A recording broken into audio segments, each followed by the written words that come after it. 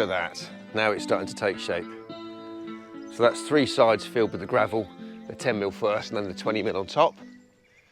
It'd be nice to see that final side done, but it really is a lot easier for me to access the wall without having that internal collar of stone in there.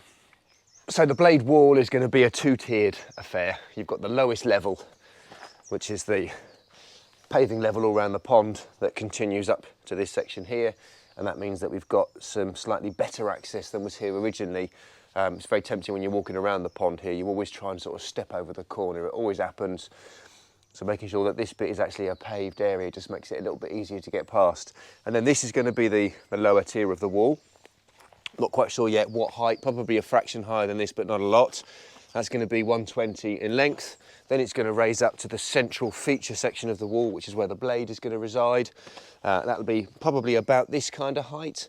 Again, as we're starting to build the wall and I get closer to finished height, I want to start to play with the water blade, temporarily plumb it in, get some water pouring over into the pond so I can hear it, so I can tune it. It's really important that you don't have too high a fall on this blade because it's going to end up splashing and making an awful noise. But equally, if it's too low, it won't be much of a feature. I'm sort of hedging my bets at about a 2-foot fall or slightly less on a 2-foot blade will look quite nice, but as I say, we'll have a play with that. And then it will drop back down again, that 120 to the lower tier. Running out of supplies of rock. I reckon I've got enough to last me for today. I think sand is going to be our limiting factor. So again, I'm going to have to start ferrying around and picking up some more materials. Feeling jaded today, I have to say. I'd like to see this wall done now and see some activity in the pond and a little bit of noise. It's that sort of final part of the job where we're nearing completion, but it still feels like it's miles and miles away from finishing. Dave is having a play with the water pipe that's discharging down into the bottom pond. We're going to see if we can collect some of that water and rig up a little temporary tank with a sump pump and start pumping that water, if there's enough that we can reserve, back into the pond. We need to get the pond filled up to a certain level to soak, but a lot of that water will then end up getting emptied out and wasted. So rather than wasting tap water or the collected pond water, which we want to hang on to, the established water, if we can use some of that free stuff just to get the pond partially filled, then all the better. So this is the kind of temporary affair that we're going to rig up. There's not a tremendous amount of water coming out at the moment, but it's constant. So a few days of that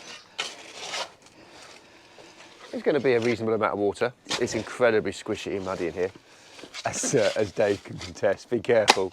So these are the tasks that I get. You love it.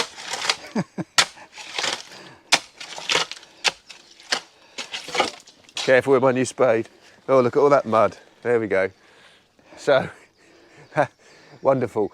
When this pond is tackled down here and lined, all of that squishy stuff is going to have to be dug out. But it's a firm base underneath, isn't it? When you get down there. Yeah. There's a lot of crap to dig out. Yeah, so I'd hate to keep going much further. Yeah. If you do happen to fall in, please give me a shout so I can come and record it. A video, yeah.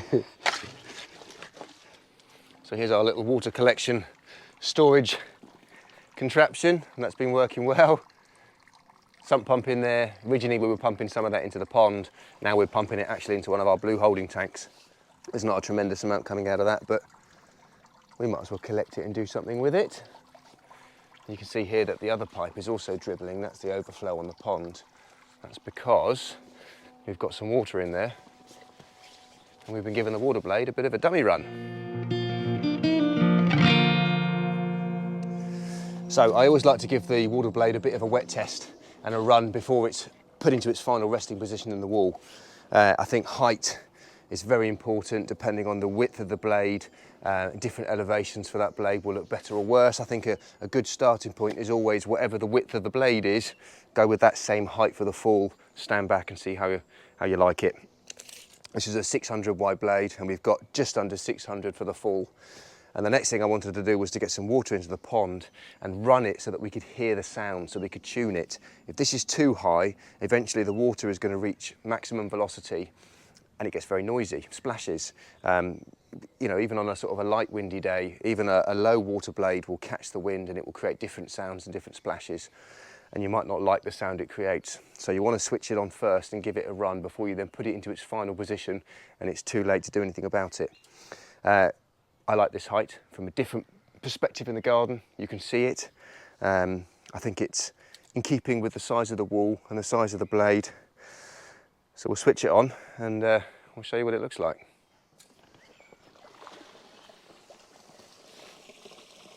It's not level, it's not even central to the wall at the moment, but just being position dry. And then I've just kind of mocked up another course or two of stone above it again, so I get an idea of the height of the wall and how that looks in relation to the pond and everything else. But overall, I'm pleased with that. They're lovely things, these. So the next thing to do is to remove all of this and to actually then start to build it and cement it into place permanently. So here you can see the overall construction of the wall and the water blade and how it fits inside that wall. The blade itself is quite a wide box, a wide unit, and depending on whether you go for the bottom entry or the rear entry, and I'm far too grown up and mature now to make any jokes about silly things like that. We've gone with the bottom entry because the wall's not particularly wide. Just for this test, I'm not using the proper pipe which is going through the wall, because obviously I've got that much longer than I need. So I was just using another bit of off-cut of hose, rigging it up to the pump, trying it out. Now we know the height, I can make sure that the hose that's running through the wall, which is going to be used, will get cut to the correct height, and then we can connect it and use it. All of this cavity will eventually be filled, but I needed to make sure that just for the fitting and testing of this blade, that there was a lot of area for movement here, so the hose could be adjusted and moved about so that we can get this central. But once that's in position, all of this will be filled. The stone itself, obviously because the wall is visible from the front and the rear, we've got a face of stone either side. But now and again, some of the stones that have been positioned in here have acted as ties. So they're much, much longer pieces of stone that will try to bridge and span the majority of the wall, which will help to displace the weight and keep everything over this way, which is where the majority of the foundation is for the walling. Yeah, happy with that? Let's crack on. Just about to fall into the pond. Get nice and steady. Right, so I'm just building up the stonework now above the water blade and around it. I'm keeping the unit running permanently. We've wedged it, got it nice and level, sort of chopped it up underneath so it can't go anywhere. But as I'm working around here, by keeping this running, I'm going to know if there's any issues with the levels and I can adjust it accordingly. It's a little bit annoying with the wind blowing and giving me a soak. But this is a bit that's often quite confusing for people and quite an important thing to show. So the stonework on top of the blade is being built up on a lintel. I mean, you can use anything that will span the water blade. If it's a smaller blade, you could use a piece of Indian sandstone paving cut, and that would go over the top of it, and then from that you can start to build. What I don't like to do though is to use, I mean, you might find you've got a long enough piece of stone and that would work as well. But if I had one long stone spanning the entire blade, it would look a little bit out of place in the wall because I haven't got any other really long stones like that. So I want to try and keep the flow of the walling and all the bigger bits and smaller bits above the blade as well as underneath it and around it. So that's where the lintels come in. So these are little angle lintels or L lintels. I mean, this is a real heavy duty one. Doesn't need to be quite as solid as this, but this is a nice stainless steel one that I was able to get hold of. If you can get one large enough, you'll be able to span the whole blade and cover this section entirely with that one angle. More often than not, you tend to find these smaller ones. So two of them, back to back, one sat on the blade with stonework built up, and then one facing the other way, sitting on the blade like so. Just covers it over nicely. And that means when I'm building up the walling, I'm not risking any cement and stones and dust and debris getting inside that blade, which might cause problems. And of course you can't get to it once it's encased. The blade lighting is worth having a look at now as well. So you can see this is the conduit that I've got running through the walling, which the blade lighting is running through. And then the light itself clips into a little bracket at the base here. I've tested it all to make sure it's working before it's properly built into place. That's all running nicely. Again, that's going to get covered by that lintel. And then we've just cut the corner of the lintel off so that the cable has got free access. Hang on, let's sit it properly, there we go. So the cable can move freely and it's not sitting on the cable. Now this means in the future, if the light were to fail or if something were to go wrong, when we're building up above this, it'll be quite easy just to remove a section of the coping stone. I'll keep this area hollow inside the wall so that you've just got to remove that lintel, and then you can access the light and the blade inside if ever you needed to. The stone sitting on front of the lintel has all been cut into nice thin small pieces, and then once we get up above the height of that lintel, I can then go back to a full-size stone and span that entirely. So Mark has been doing some work in his compost bin and just told me he saw signs of a grass snake. Look at this absolute beauty. I don't know how close you can get, Dave. Gorgeous. Yeah. Lovely colour. Scenting, making a horrible, horrible smell, which is what they do as a defence mechanism. A really musky, can you smell it? Nasty smell, which is why I wanted to put gloves on. Now, if you can come over here and see if you can watch me, and if you could just lift up that sheet for me. Tell you what, I'm shaking. Oh, there's another one. Look at it. And that's even bigger. Beautiful.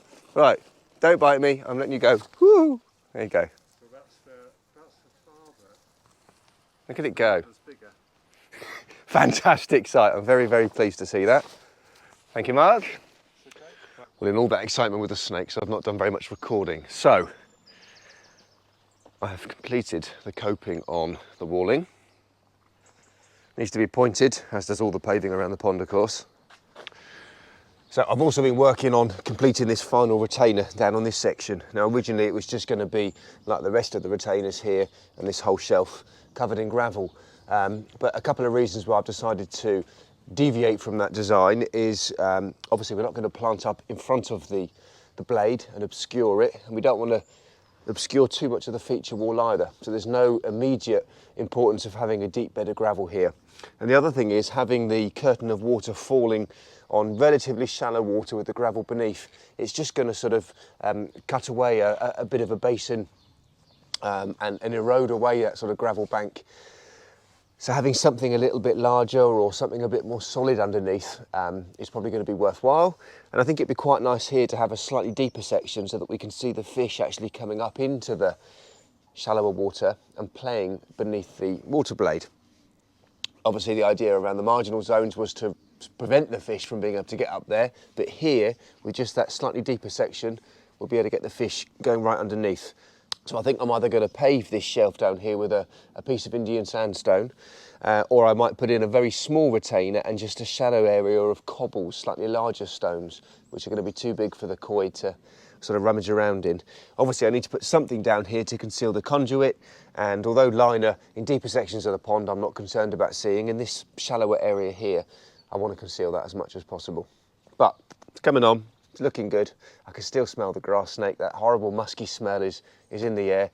I wouldn't recommend handling them like that because they really are quite whiffy.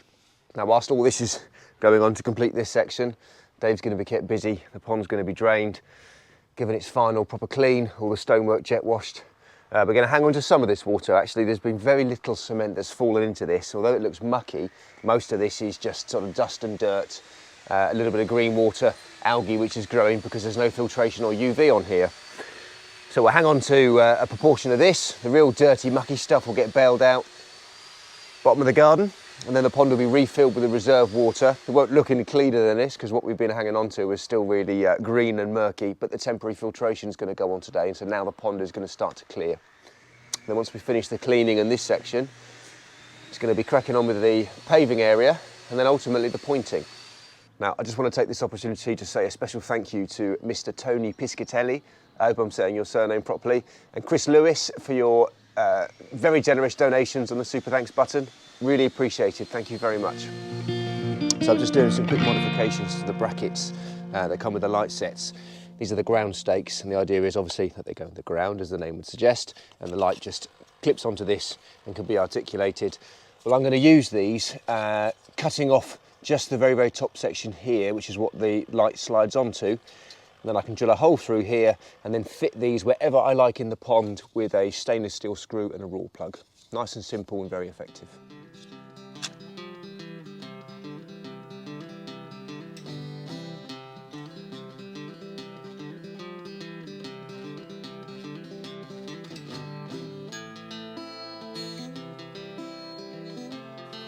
So that's the top of the ground stake cut off, and the little hole drilled through. And then here is one mounted to the rock. And it's a simple job then of just clipping the light to the bracket. Now, for uplighting purposes, the way the light comes pre-attached to this bracket, you'll see one side of the bracket has got kind of a flat surface and one side's got a curved surface. So to be able to uplight, you'll need to flip it around closer to this flat surface, and you can get slightly beyond 180 degrees and it will sort of angle up quite nicely onto a vertical surface like this wall if you want to uplight it. But the annoying thing about that is the bracket fitted to the base of this, which will slide onto the little light fixing. Although it's removable, so you think you'll be able to flip it around and spin it around the other way, the actual aperture here, the opening of this bracket, which allows this fixture to sort of slide in, is smaller on one side than it is the other. So if you did want to flip it around, you'd actually end up having to cut out some of this bracket. There's minimal amount there to cut, so I'm very reluctant to do so. So in this instance, to be able to uplight, this is going to slide onto the bracket kind of upside down. It'll slide up. Now it's pretty strong. I've got no concerns about that falling off, particularly here where I can wedge some stones and bits and pieces underneath it. But if you've got deeper water beneath this and you've got some very big fish, it's possible this might work loose and the fish would knock it off. You'd have to get in the pond and fix it. Now obviously for the rest of these fittings, this isn't going to be a problem because everything else is going to be acting as a downlighter, or perhaps a kind of as a straight light like this. So the rest of these will slide down on top of the bracket as they're meant to. So I'm just on the process of concealing the cables for the lights all around the gravelled section, and I'm just plugging the lights into the transformer. Now, I've used many of these light sets on many of my videos, so if you've seen any other pond builds, you're probably familiar with this. But this Oase LUNAQUA power LED light set has got a submersible transformer, and then into this transformer you can plug into up to 4 lights. The lights themselves are very simply sort of plug and play, so you've got a little plug here that you remove from the transformer. Now it's really important that you keep hold of these plugs, because if ever you need to remove a light in the future for any reason, you need to blank this over again. So once you've removed these, hang on to them. There we go. Now my one grumble about this light set, I've always said it, and Oase still haven't rectified it yet, but that is the amount of cable that you get attached to the submersible transformer is too short. You get, I always forget, it's either 5 meters or 3 meters, but either way, it's a very, very short amount of flex from this. And in this setup, it was just long enough for the transformer to sit here and for the cable to run, and for a joiner just the other side of this fence. So that's probably only 3 meters, isn't it? Not even 5. Any shorter, and I would have had to put the join this side, and there wouldn't have been enough flex to get this transformer out of the pond and above water level, which is very important. So as always, Oase, if you're watching and you're listening, try and supply these with 10 meters of flex like you do with your submersible pumps. Should be standard. So the light fitting, nice and simply, make sure it's clean. So it's got a soft rubber section here, which when you tighten the screws, creates a nice watertight seal against the transformer.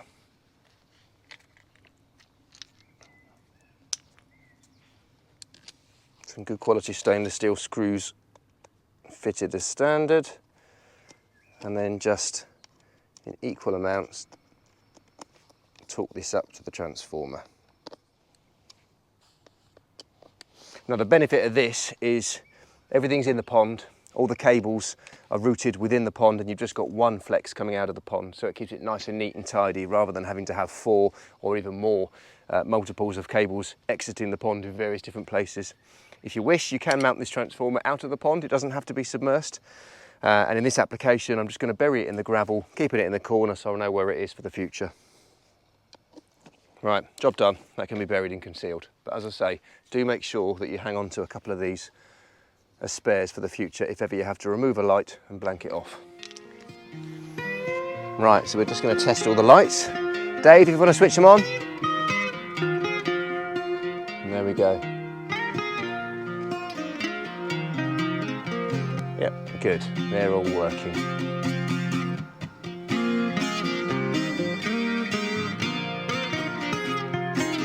Perfect.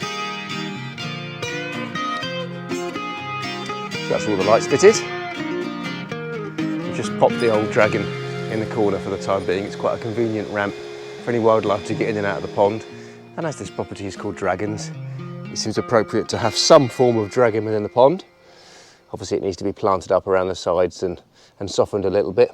The pumps are in position, everything clipped together, enough flex there to make sure that the pumps can be removed from the pond in future for maintenance. So, apart from the paving, which needs to be completed, and I'm just sort of mocking up some areas here to gauge how much extra paving I need to purchase, it's now all about the final cleaning and the planting. And for me, this is where the real magic starts.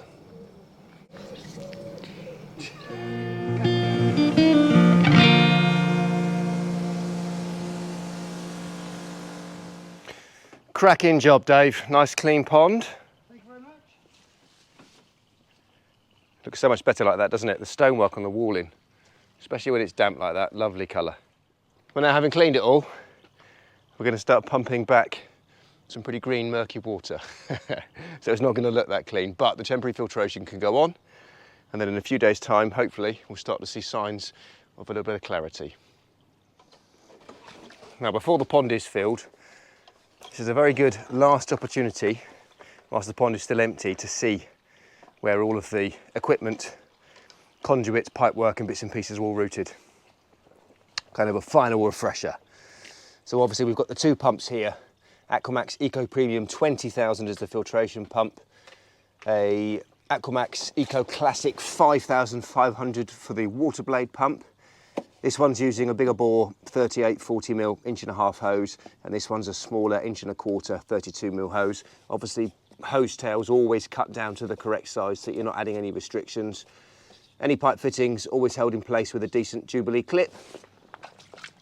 Here the pipe had been joined on, so there's a couple of clips there and a hose joiner. And then the hose disappears through the rockwork. This one, the 1.25" pipe for the water blade, runs through underneath all of the gravel, disappears up the walling inside the water blade and back down. And this one, the 1.5", disappears up through the rockwork, runs underneath the paving, and then it follows the same trench as the outlet for the filtration system.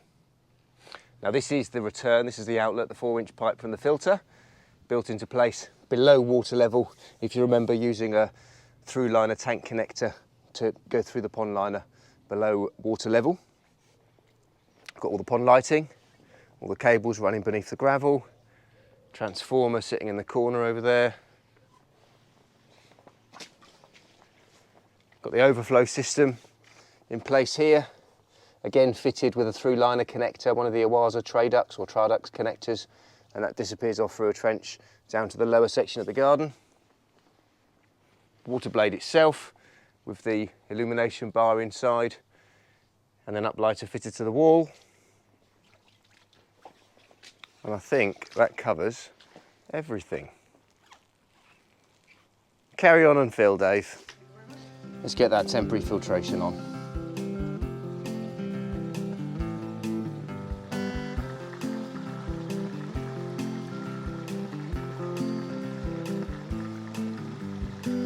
UV set to 100%. Now this is an Oase Filter Clear 30,000. It's nowhere near big enough for a pond of this size. But as a temporary unit, without any livestock in the pond, it'll do for now.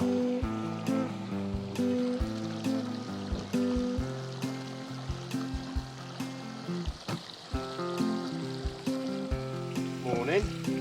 It's getting heavier every day. Bit of an odd start to today.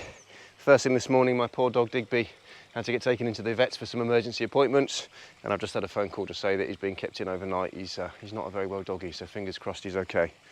In the meantime, I dropped Dave off on site, and he's been busy emptying out the holding tank and getting the pond filled up.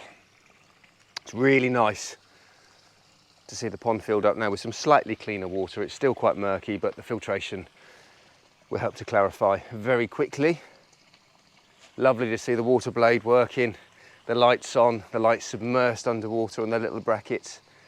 And I'm really pleased with that little alteration to the design and not having the fourth gravel bank round the back extending all the way along, but having that slightly different section under the blade, I think adds a little bit of interest. So the next and last major aspect of this is to complete the paving. I'd like to get all this done today. So we just had a little area here which we've dug out and filled out with some sub-base, some MOT type 1 or scalpings. This is a mixture of sort of fine, small bits and pieces up to some bigger 30 or 40 mil stone. I think it's limestone, I'm not sure, but it compacts down really nicely and forms a nice sort of tight woven mesh of sub-base, which is an excellent foundation for paving. So that's brought this layer up to a suitable layer to start to pour a mix and then lay slabs on. So, plan is today to get all of this bit completed. A few sort of stepping stones meandering back behind the wall, and then it'll be the pointing.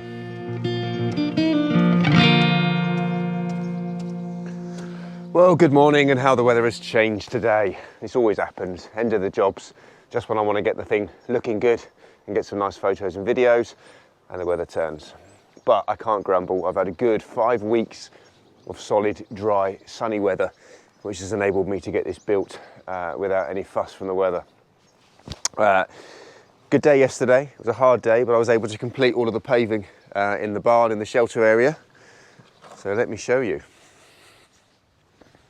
So this has massively increased the size of the paving now. And it's lovely that you'll be able to get some chairs in the future right up to the edge of the pond.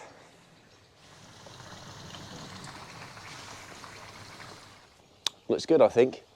Now obviously it still needs pointing, as does the rest of the pond, and the coping for the walling here. It's too wet currently for me to attempt anything like that.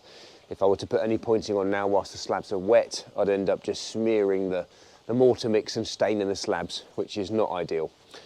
So instead, what I wanted to do is the paving just ends quite abruptly here, and so I wanted to kind of fade it out by having a few stepping stones. Got some leftover paving. So in this area here, I'm just starting to mark out positions of slabs. I'll dig this out, create a small foundation, and then I'll position a few slabs here as well, just to finish this area off. This dull morning, it's a good opportunity to have some fun with the lights. Obviously at night time, you're going to get a much better effect, but at least in this overcast light, you can see the lighting. It looks lovely.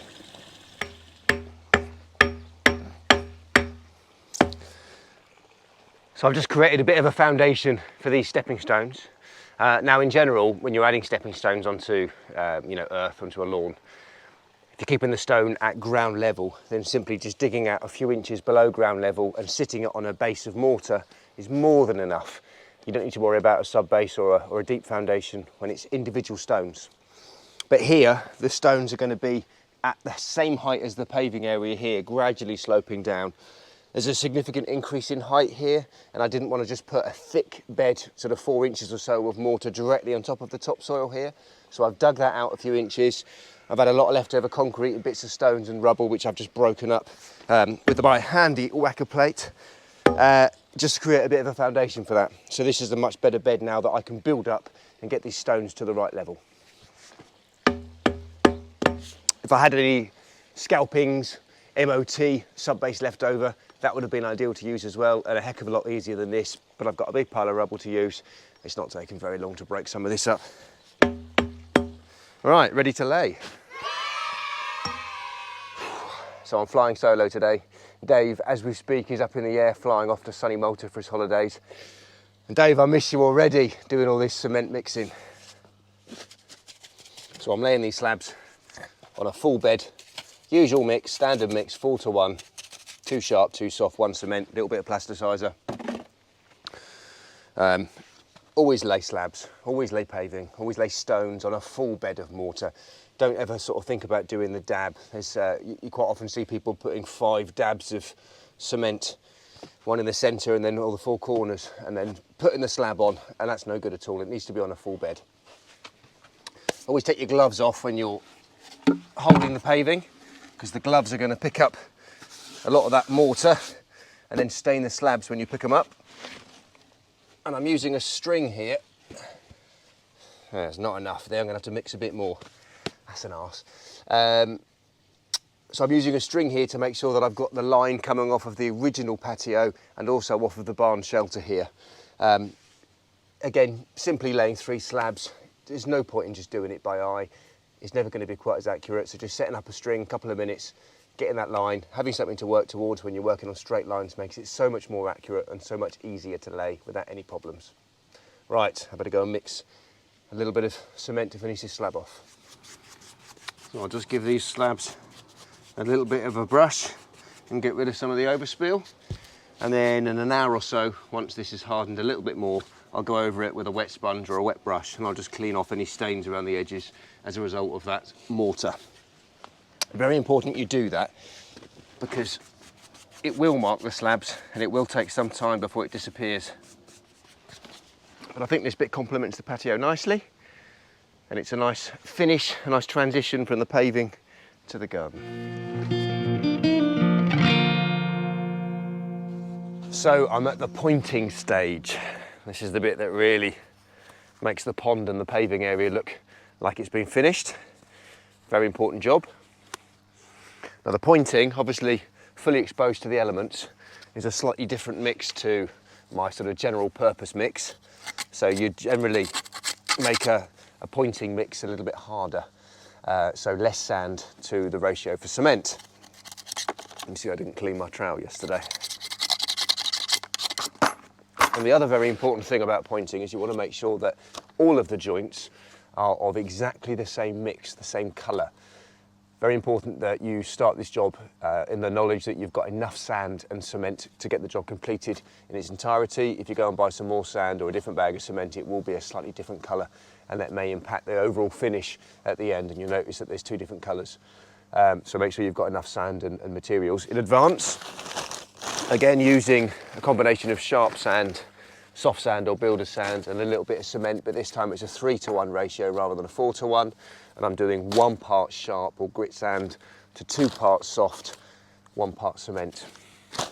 Now, if you're very good and you've got a good eye, you could just use this. This is a gauging trowel so that you can pick up quantities of material aggregates and gauge it to the same quantity. But even with a good eye, it's never going to be absolutely bang on. So I always think it's worth gauging this properly and using a container, filling it up with all of your different aggregates so that you've got exactly the right ratio of 3-to-1. You can use any container at all. Obviously, the bigger the container, the larger quantity of mortar you're going to have to play with. So I think it's much better to do it with small quantities. This just happens to be a little plastic container that I had out of my lunchbox. So an even quantity in the container, and I can't go wrong with future batches being a weaker or a stronger mix. Now, as I said before, the pointing itself is a stronger mix, and that's because it's exposed to the elements. The general purpose mix that we're using to lay paving and to lay the blockwork in bits and pieces, that bed of mortar is beneath the thing, the bit of stone or rock that we're laying, so it's protected a little bit and it's not quite so exposed. This pointing joint is fully exposed to all the weather, the frosts and the sun, so having a stronger mix just improves its longevity.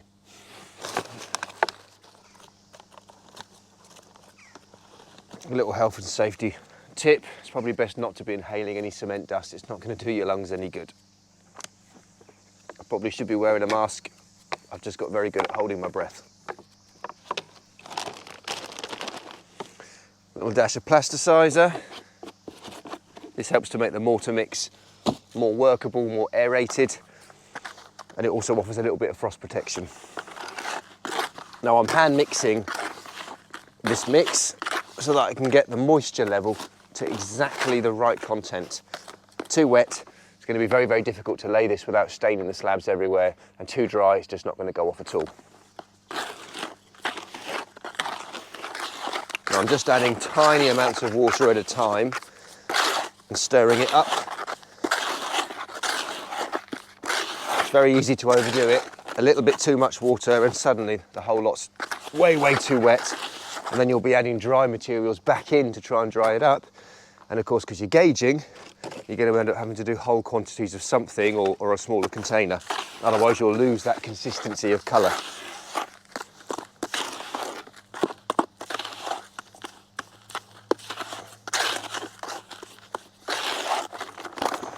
Make sure you get right to the bottom of the container you're mixing in. A lot of that sharp sand, the gritty stuff, will sit down at the bottom of the corners, and you won't discover it until you've got halfway through your mix. Again, if it's not mixed properly, that's going to alter the finished colour as well.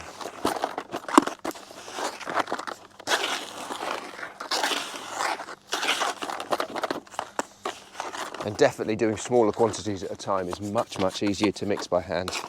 This is about the limits to what I would want to do. Mixing with a little trowel like this, it's a killer on the wrists. Right, so that is actually about the right consistency. It's a very, very dry mix. There's just enough moisture in there that you can kind of make a little ball out of it. But it's dry enough that it's not going to mark and stain the slabs, so it's quite easy for me to sort of scrape it into the joints and then compact it down. It's going to take me a little while to get through this bucket, and as I'm using it, periodically I'll sprinkle a little bit of moisture back into it, a little bit of water, just to keep it at this consistent sort of moisture level.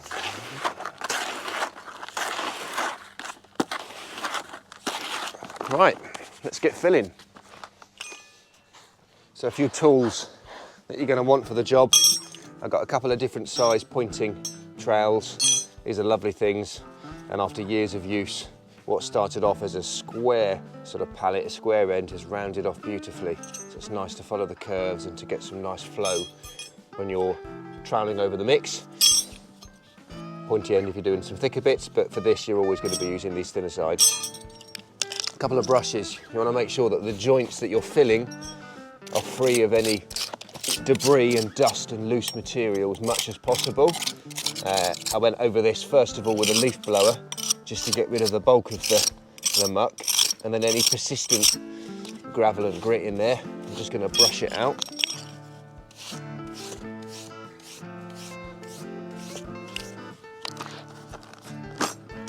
And I prefer to do this without any gloves on at all. Again, partly from a staining point of view on the slabs, but partly because you lose a lot of feel and kind of dexterity wearing any gloves. And a lot of this is about a nice sort of smooth flowing action. So first of all, I'm going to fill the joint.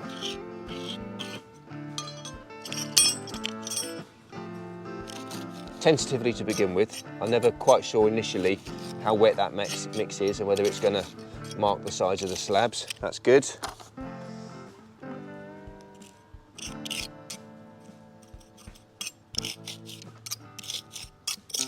Having different size tools for the different size joints makes the job a whole lot easier. That's really important that you compact this down as much as possible, because it's that compaction which is ultimately going to ensure that the joint cures and forms a nice hard finish.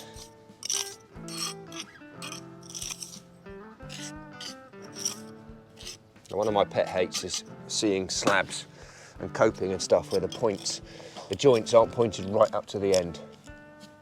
So where the overhang is, obviously that's going to fall into the pond. A wet finger underneath the joint and compact it down against my finger.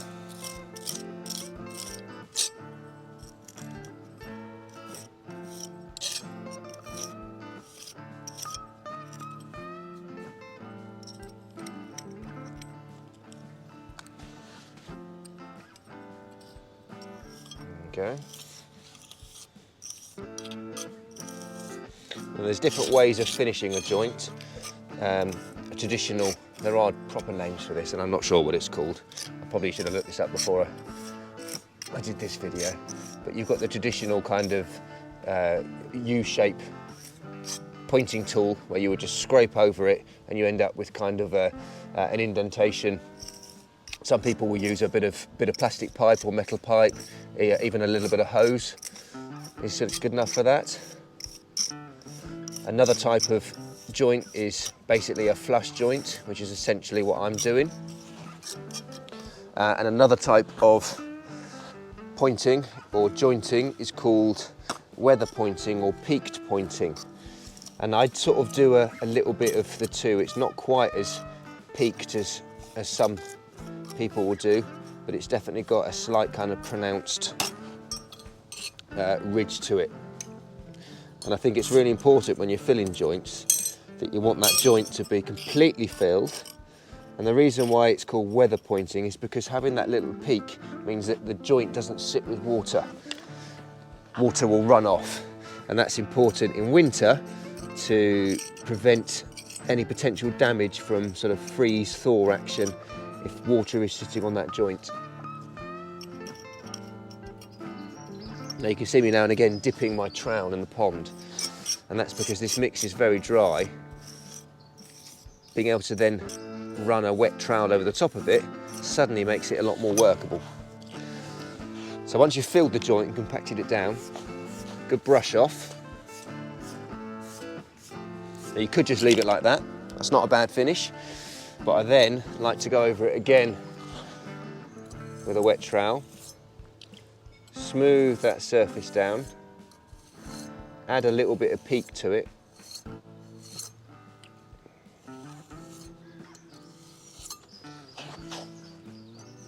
Now I think this kind of finish is much, much nicer aesthetically and stronger and more durable than a lot of these resin sort of compounds that people use as a very quick, rapid way of pointing up a paved area, a patio.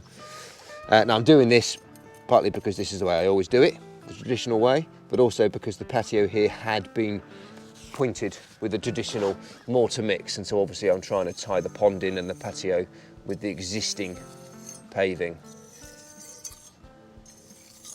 There you go. I'm going to leave it like that. I'll let this cure for 10-15 minutes or so, and then with a fine paintbrush I'll very lightly just run over the top of that. And that's because I don't like to have a very heavily troweled surface. You'll see sort of the odd little wavy line from the trowel as you've gone over it, and by just giving it a light brush over, that'll get rid of any of those marks. It's quite enjoyable doing this, especially after the hard grafting for most of the job. But I do have to say, after a couple of days of being on your knees, doing nothing but pointing, it does get a little bit laborious. So hopefully I'll get all of this finished off today, and then I can start to focus on the final planting for the pond. The fun bit. Now, as I'm dipping my trowel in the pond, although minimal, there is a tiny amount of cement that inevitably will end up in the pond. Now, I'm not concerned. The volume of water against the tiny ratio of cement that will be going in the pond is absolutely minimal and won't have any problems at all. But if you've got a very small pond that you're doing this to and you've got fish in the pond, probably safer to get a bucket of water to dip your trowel into rather than using the pond as I'm doing.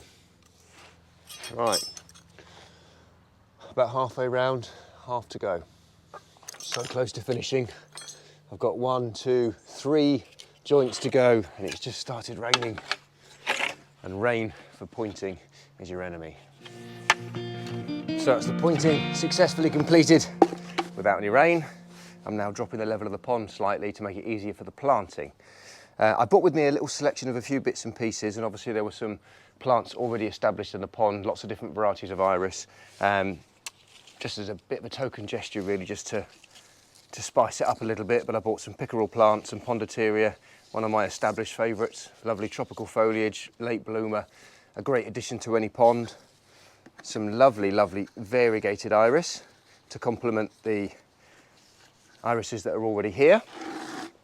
A little bit of variegated Aquatics, which is a nice evergreen plant, and that's going to provide a bit of colour all year round.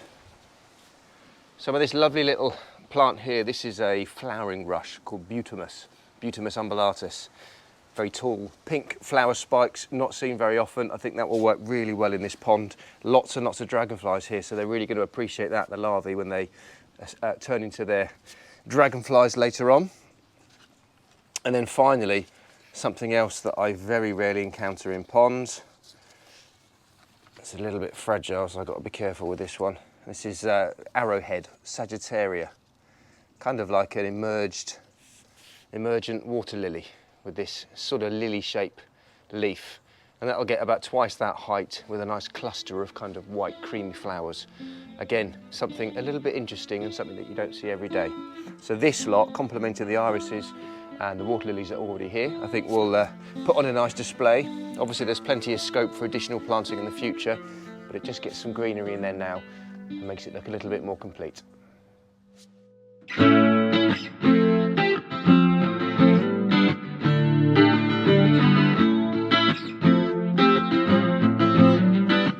So I'm flying solo today.